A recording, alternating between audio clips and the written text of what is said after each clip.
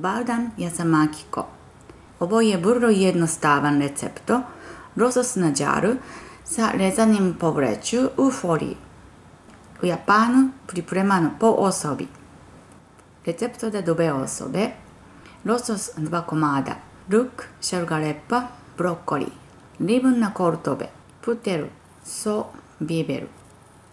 Ako koriste zamrznut ribu, ostavite je frižideru preko noći da se polako odredi.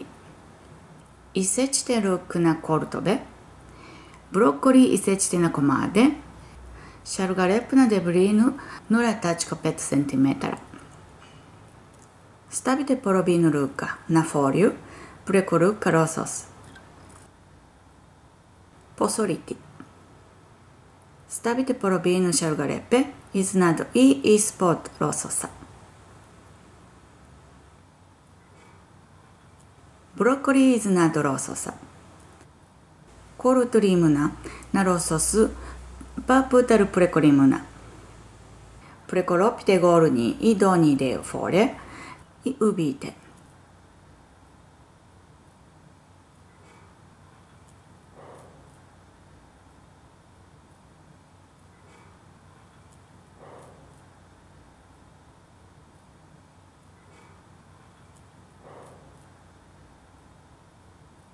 Također, levu i desnu stranu folije.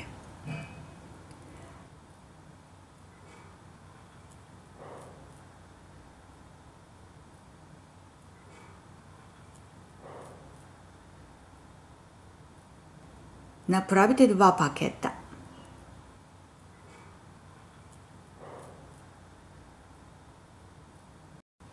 Stavite u tiganji i pokrite.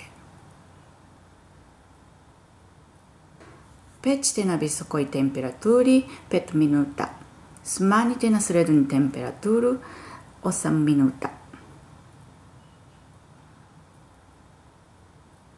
Losos ide dobro sa soja sosom i biberom. Nadam se da ćete uživati.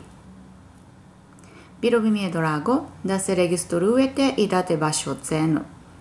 Hvala vam na pažnji.